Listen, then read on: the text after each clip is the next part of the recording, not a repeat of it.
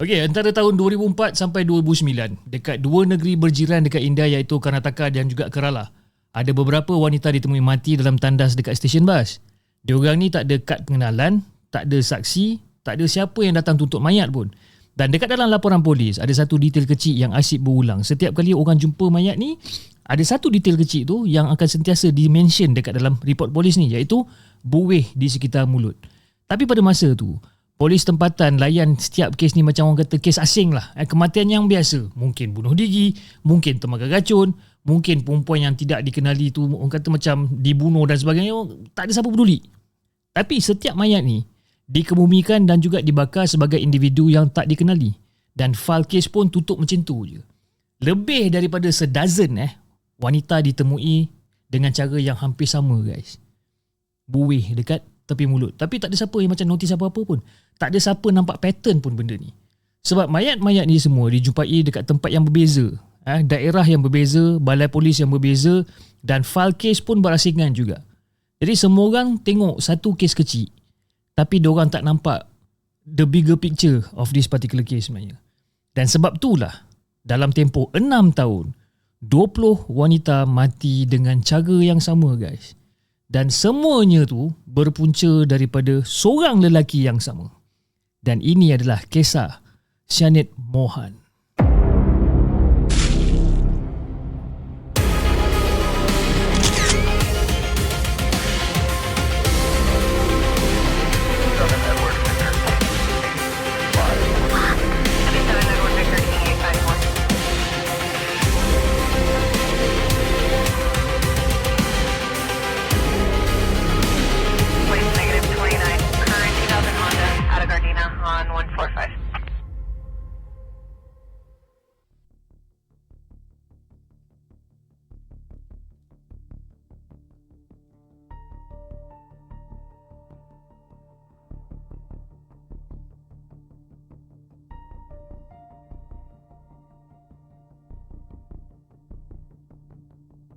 Okay guys, sebelum kita masuk lebih dalam, welcome back to Rotten Eggs Podcast guys. Apa khabar telur-telur sekalian? Okay, saya harap telur-telur anda berada dalam keadaan sihat. Okay, jangan lupa tekan butang like, butang subscribe dan juga butang share. Okay, belanja saya satu like. Okay, sekarang ni cerita yang kita nak sembang pada hari ni. Okay, kisah ni bukan sebagai orang kata sekadar seorang pembunuh. Ia juga pasal sistem yang gagal nampak wanita-wanita miskin ni sebagai manusia yang patut kita carikan keadilan untuk diorang ni. Jadi pada 17 hari bulan Jun 2009 dekat sebuah kampung yang bernama Barimaru dekat negeri Karnataka, seorang wanita yang berusia 22 tahun yang bernama Anita Banggera keluar daripada rumah dia tanpa bagi tahu siapa-siapa pun dia nak pergi mana. Dia bawa barang kemas dia yang abang dia iaitu Madhav hadiahkan kepada dia. Dia juga bawa lah duit tunai sikit, telefon bimbit yang agak mahal dan juga pakaian-pakaian dia yang terbaik. Tak ada notes, tak ada pesan, tak ada apa, keluar macam tu je. Jadi bila keluarga dia sedar yang Anita ni dah hilang, bapa dia iaitu Duga Pamulya terus pergi ke balai polis untuk buat laporan polis orang yang hilang lah. Tapi apa respon polis? Agak-agak korang apa? Mengecewakan lah. Dan polis cakap, don't worry sir, don't worry, this is all love jihad.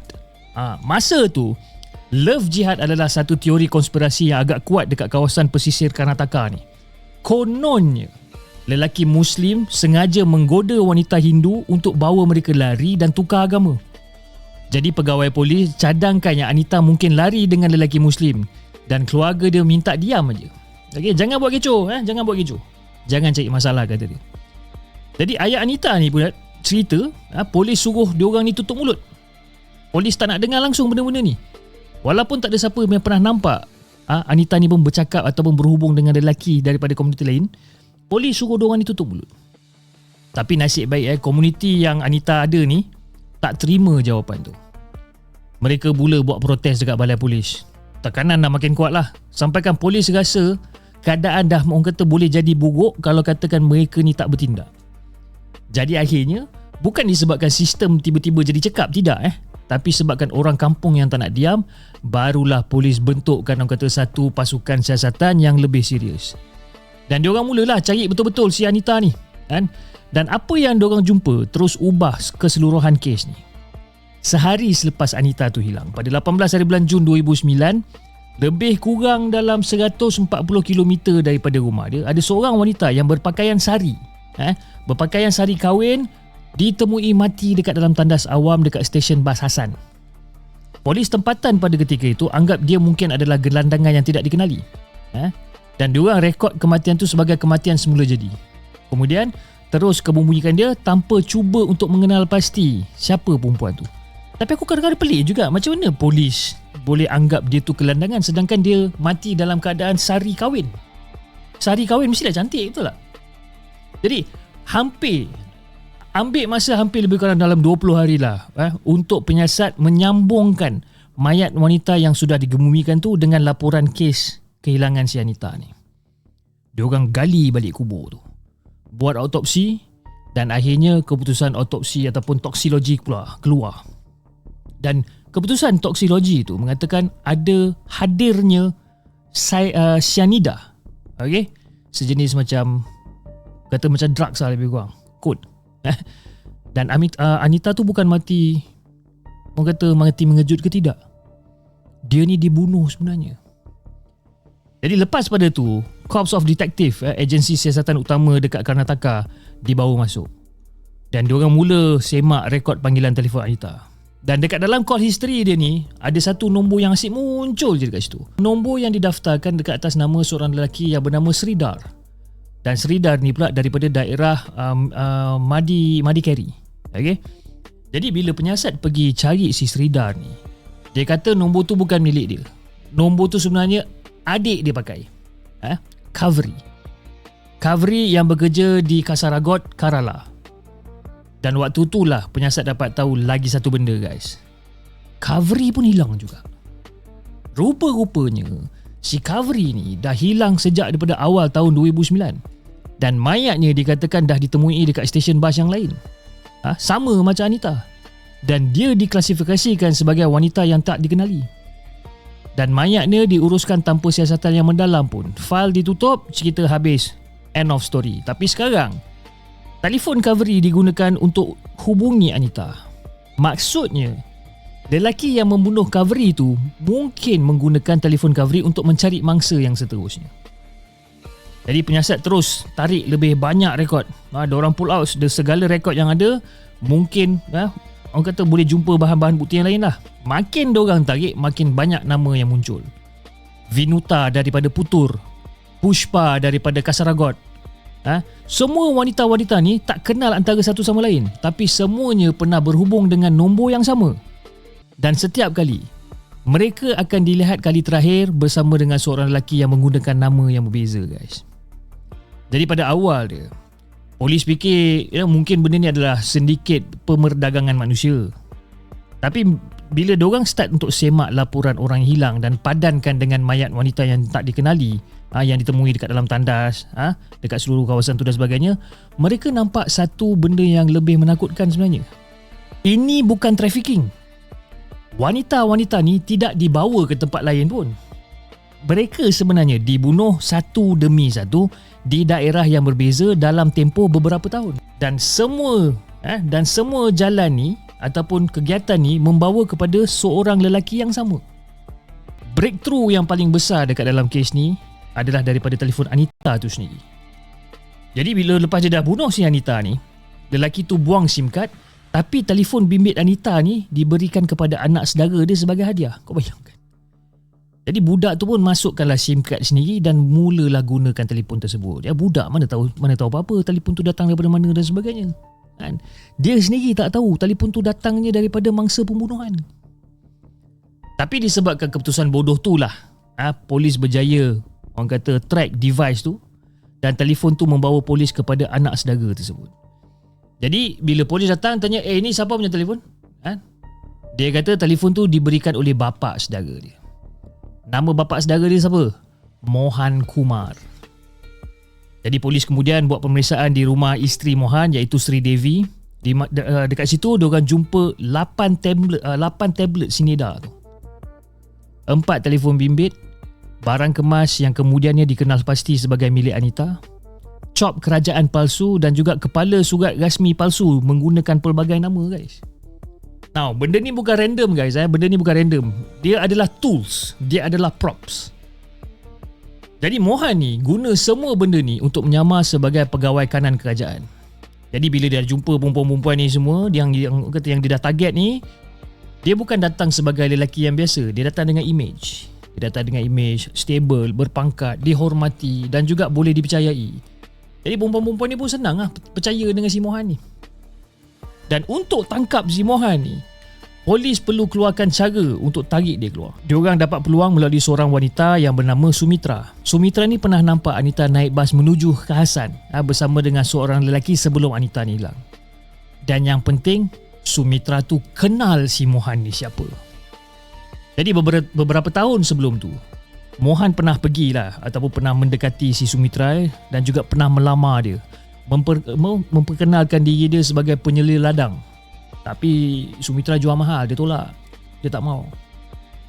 Jadi polis minta Sumitra ni untuk hubungi Mohan dan untuk orang kata set a blind date lah. Okay, set a date lah. Kan, konon-konon macam diorang nak pergi dating lah. Dan dia pun setuju. Jadi pada 21 bulan Oktober 2009, di sebuah stesen bas di Bantual, Karnataka, Mohan datang ke tempat pertemuan tu. Polis dah tunggu guys. Sebaik saja dia sampai dekat tempat tu, polis tak ada cerita banyak, terus cekuk dia. Terus kena tahan. Dekat dalam soal siasat, Mohan mengaku dia mengaku membunuh 20 wanita dekat Karnataka dan juga dekat Kerala ni. Dan menurut pada penyiasat yang ada kat situ pada ketika tu, cara Mohan cerita tentang mangsa-mangsa dia sangat mengganggu sebenarnya. Dia boleh ingat setiap rupa fizikal mangsa-mangsa dia ni. Dia boleh ingat lokasi mayat dekat mana. Dan dia cerita semua detail-detail ni dalam keadaan yang sangat-sangat tenang, tanpa sebarang emosi guys. Bukan macam orang menyesal lah senang cerita. Dia lebih kepada orang yang macam baca inventory tau. Jadi siapa sebenarnya Mohan Kumar ni? Dan macam mana dia boleh buat jenayah yang sama 20 kali tanpa dihentikan ni? Jadi nama penuh dia adalah Mohan Kumar Vivekanan. Mohan Kumar Vivekanan. Lahir pada 6 hari bulan April 1963 dekat Kanaya, daerah Dakshina. Daerah Dakshina, Kanada. Okey. Maaf saya nak ingat dia punya nama susah sikit. Okey. Dan mak dia pula bekerja sebagai pembantu rumah dan membesarkan 7 orang anak seorang-seorang selepas ayah Mohan tinggalkan keluarga diorang ni ketika Mohan masih kecil lagi. Dan Mohan berhenti sekolah darjah 7. Dekat sana ada lah darjah 7 kan. Kita mana ada. Kita form 1 lah. And then sambung belajar balik. Dan akhirnya dia dapat kerja sebagai seorang guru pendidikan jasmani dekat sekolah rendah. Dan jawatan dia pegang tu daripada tahun 1980 sampailah tahun 2003. Lama tau. Daripada luar, kalau kita tengok Mohan ni daripada luar, dia nampak macam seorang lelaki yang biasa lah. Kerja kerajaan, ada gaji, ada status. Orang fikir macam, oi, guru sekolah ni bagus kira macam stable lah. Tapi itulah masalah dia. Dalam banyak kes true crime yang kita pernah cover kan, orang bahaya tak semestinya nampak bahaya pun. Kadang-kadang diorang ada kerja tetap, ada keluarga sendiri, ada reputation diorang sendiri. Dan orang sekeliling pun tak terfikir nak curiga pun sebenarnya. Jadi semasa ditangkap, Mohan berusia 46 tahun dan sudah berkahwin 3 kali guys. Dia hidup antara 2 rumah. Satu dengan isteri kedua dia iaitu Manjula yang ada 2 orang anak perempuan, dan satu lagi dengan isteri ketiga dia iaitu Sri Devi yang ada 2 orang anak lelaki. Dan dua-dua isteri tu tak tahu kewujudan antara satu sama lain, kau bayangkan. Masing-masing percaya yang Mohan adalah guru yang sering dihantar ke tempat lain atas urusan kerja kerajaan. Alasan tu cukup untuk menjelaskan kenapa dia selalu tak ada kat rumah. Dan dalam masa yang sama, cukup untuk buat mereka tak banyak tanya langsung. Yalah, husband kau nak pergi outstation kerja, pergi lah. Dan tanda pertama yang direkodkan tentang siapa Mohan sebenarnya muncul pada tahun sama kerjayanya sebagai guru berakhir. Dia ditangkap dekat Dharmatala, sebuah bandar ziarah Hindu di tebing sungai Netravati.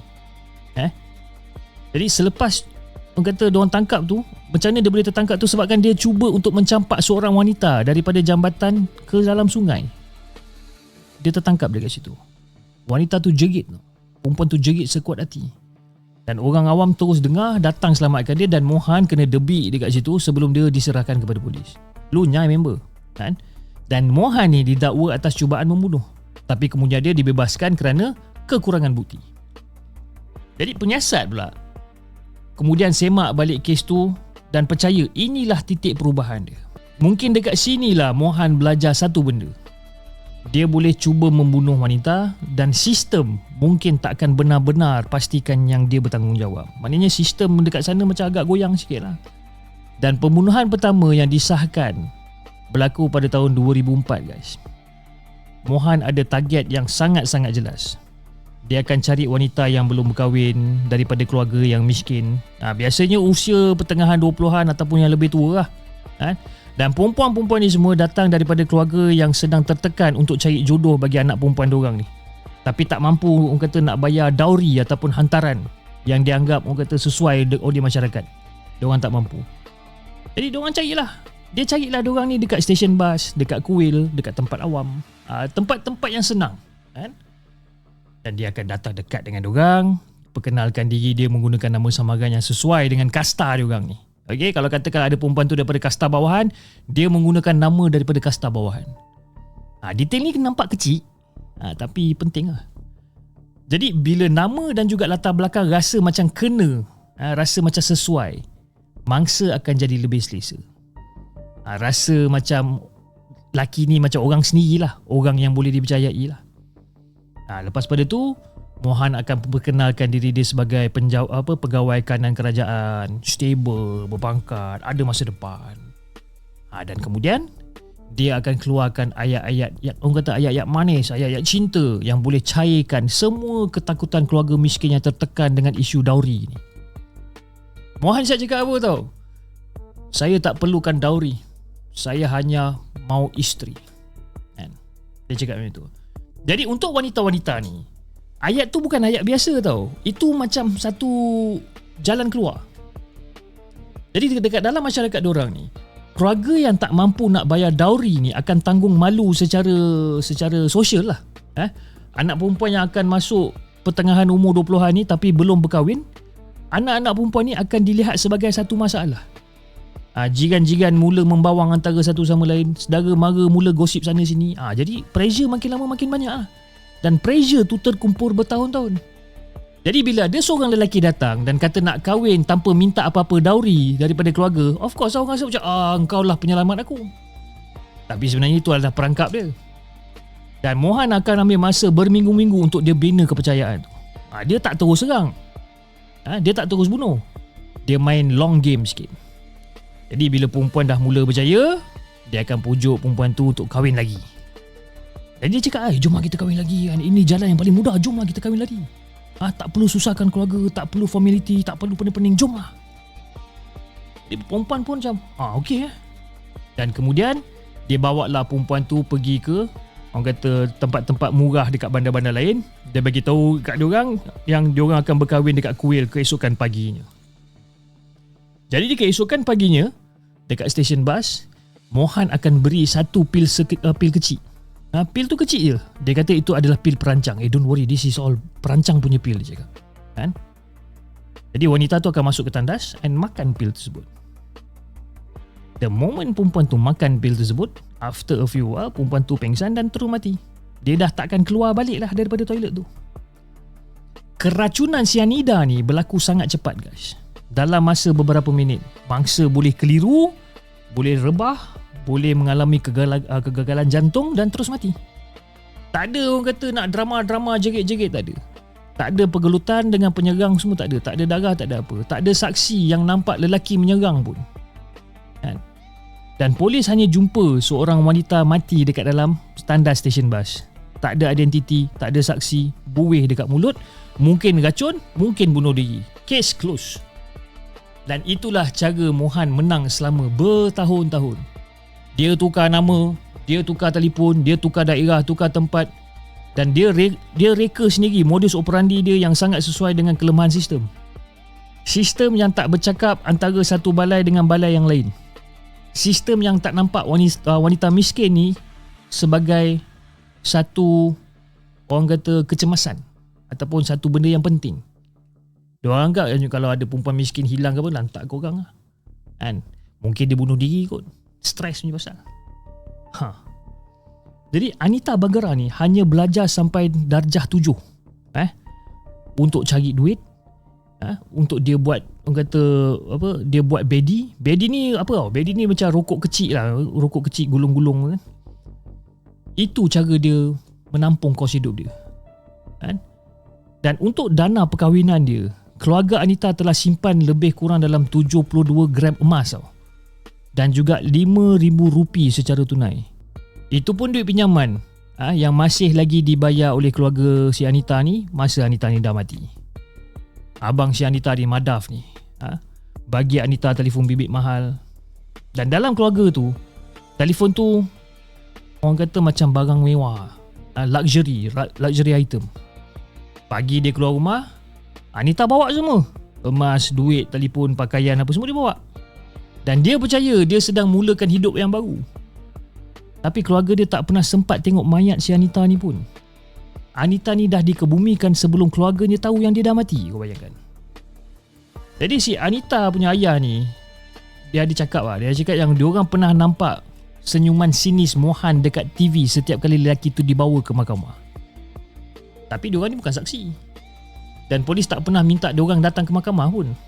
Dan satu-satunya penyesalan mereka ialah mereka tak dapat nak tengok Anita buat kali yang terakhir, guys. Mak dia pula, bila ditanya tentang keputusan mahkamah, mak dia jawab lebih kurang macam inilah. Dia kata, macam mana saya nak puas hati dengan apa-apa keputusan? Tak kira lah keputusan apa pun, anak saya tetap takkan kembali.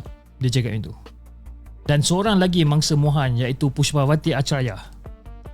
Dia pun usia lebih kurang dalam 22 tahun lah. Dia anak keempat daripada 6 orang anak perempuan. Ayah dia meninggal pada tahun 2000, meninggalkan ibu dia iaitu Shishama untuk membesarkan semua anak perempuan tu seorang-seorang. Kau bayangkan?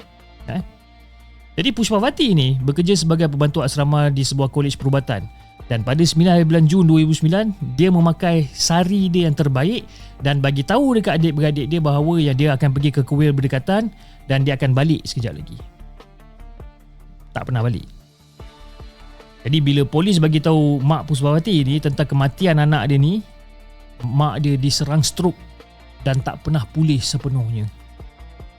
Dan yang lebih menyakitkan, guys, keluarga tu kemudian dipandang serong oleh komuniti. 3 adik perempuan Pushpawati ni yang belum kahwin ni tak menerima sebarang lamaran selama 9 tahun, guys. Jiran-jiran semua menjauhkan diri. Orang layan diorang ni macam keluarga mangsa pembunuh tu yang membawa sial. Macam tragedi tu macam seolah-olah macam boleh berjangkit. Jadi 3 adik perempuan dia ni akhirnya berkahwin pada tahun 2018 hanya selepas keluarga diorang ni mencagarkan rumah untuk kumpul duit bagi 3 majlis perkahwinan. Jadi bila polis nak bina kes terhadap Mohan, cabaran dia besar, guys.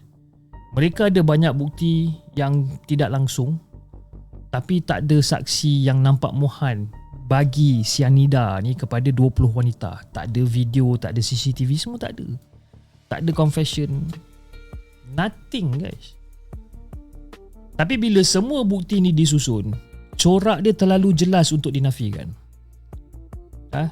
Mohan check in dekat satu tempat ni guna nama palsu. Tapi pengurus tempat tu dan juga pekerja housekeeping tu memberi keterangan bahawa mereka nampak dia datang bersama dengan wanita. Lepas tu dia keluar seorang-seorang.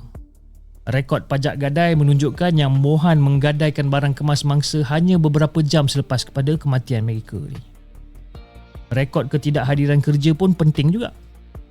Jadi dekat dalam notis pergantungan kerajaan atas cuti tanpa kebenaran ni, tempoh Mohan tidak hadir ke sekolah sepadan dengan masa beberapa bulan pembunuhan tu berlaku. Memang sepadan. Jadi seorang peniaga bahan kimia bernama Abdul Salam memberi keterangan bahawa dia beberapa kali menjual serbuk cyanida ni kepada Mohan. Dia ingatkan yelah Mohan ni mungkin tukang emas ke apa, perlukan bahan untuk kerja ke apa. Dan mamat tu sendiri ditangkap kerana menjual cyanida ni tanpa lesen. Dan kemudiannya cuba untuk tarik balik keterangan dia. Tapi mahkamah dah kekalkan kenyataan asal dia.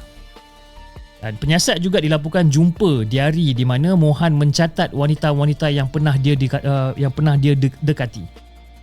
Nama wanita yang dah mati dicatat bersama dengan nama wanita yang berjaya terlepas. Tapi bukti yang paling kuat, guys, datang daripada seorang wanita yang terselamat. wanita yang berasal daripada Bantual. Mohan guna cara yang sama dekat perempuan ni, kan? Dia pergi tinggal dekat satu tempat ni, dekat bandar lain. Keesokan paginya dekat stesen bas, Mohan bagi dia sebiji pil.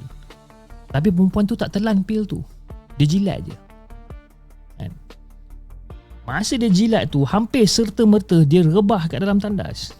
Si Mohan ni tengok, member sudah rebah. Dia ingatkan sudah mati lah. Dia pun ambil barang kemas perempuan tu semua. Si Mohan ni pun lari. Dan wanita tu ditemui oleh orang dan dia dibawa ke hospital. Dan mengambil masa lebih kurang dalam 5 hari lah untuk dia pulih.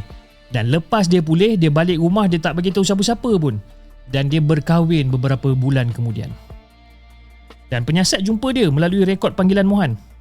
Dan diorang pujuklah dia dengan berhati-hati untuk bagi keterangan. Akhirnya perempuan ni dia setuju dengan satu syarat.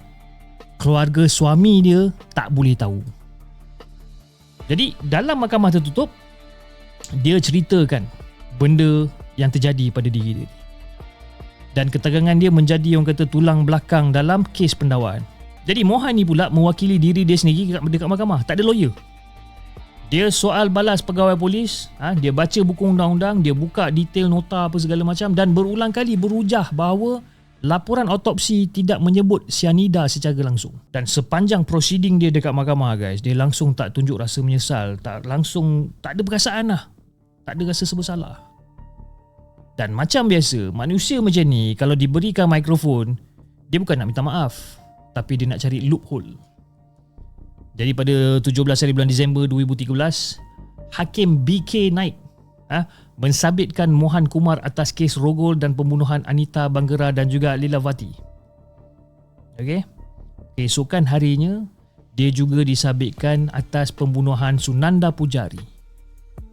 Jadi dalam penghakiman setebal 91 muka surat ni, hakim menulis bahawa bukti membuktikan yang Mohan ni melakukan perbuatan ni semua dengan sengaja. Dan dia dijatuhkan hukuman mati dalam ketiga-tiga kes secara serentak. Sesuatu yang pihak pendakwaan gambarkan sebagai belum pernah berlaku dalam sejarah undang-undang Karnataka ni. Perbicaraan untuk baki 17 kes diteruskan daripada tahun 2014 hinggalah ke tahun 2020. Dan dalam beberapa kes, Mohan menerima hukuman mati tambahan. Aku macam tak tahu hukuman mati dah kena. Dia kena hukuman mati tambahan ni. Dalam kes yang lain pula, dia dijatuhi hukuman penjara seumur hidup. Dan menjelang Jun 2020, Mohan Kumar sudah disabitkan dalam semua 20 kes. Gila kan? Now, kita backtrack sedikit. Tahun 2017, Mahkamah Tinggi Karnataka menyemak beberapa hukuman. 2 daripada 3 hukuman mati asal, iaitu bagi pembunuhan Anita Banggera dan juga Lilavati, ditukar kepada penjara seumur hidup kerana mahkamah memutuskan 2 kes tu tidak memenuhi ambang rarest of the rare yang diperlukan untuk hukuman mati dekat India. Hukuman mati bagi pembunuhan Sunanda Pujari pula dilaporkan masih lagi disahkan kepada peringkat itu. Dan ketika hukuman tu dijatuhkan, Mohan pernah menghantar rayuan belas kasihan secara bertulis guys. Dia sebutlah dekat dalam rayuan tu pasal isteri-isteri dia, pasal anak-anak dia, pasal mak dia yang sakit dan sebagainya. Dia barulah nak menyesal. Tapi susah lah untuk kita rasa simpati bila kita ingat balik tentang 20 wanita yang tak pernah pulang dekat keluarga diorang, kan? Jadi hari ni Mohan Kumar kekal dekat penjara dekat Karnataka. Dan kes dia membuatkan polis negeri menyemak semula cara laporan orang hilang dikendalikan merentas daerah. Sebab kes ni jelas menunjukkan satu benda guys. Kalau setiap balai hanya tengok fail tu je, pembunuh yang bergerak daripada satu daerah ke daerah lain boleh berjalan secara bebas. Tak ada masalah. Kesian Anita keluar rumah bawa emas yang abang dia bagi, dengan kepercayaan bahawa akhirnya ada seseorang yang nampak nilai diri dia. Pushpawati pula memakai sari yang terbaik, berjalan menuju apa yang dia sangka masa depan yang lebih cerah. 20 wanita hilang nyawa kerana seorang lelaki yang hanya tahu untuk merompak, menggunakan dorang, rembat duit dorang dan sebagainya. Semuanya pasal satu pil lah guys. Wallahualam. Jadi itulah guys, episod untuk kali ni. Saya harap anda semua enjoy dengan case kali ni. Dan jangan lupa like, share dan subscribe channel Rotten Eggs Podcast. Dan insyaAllah kita akan jumpa lagi on the next coming episode. Assalamualaikum. Bye-bye.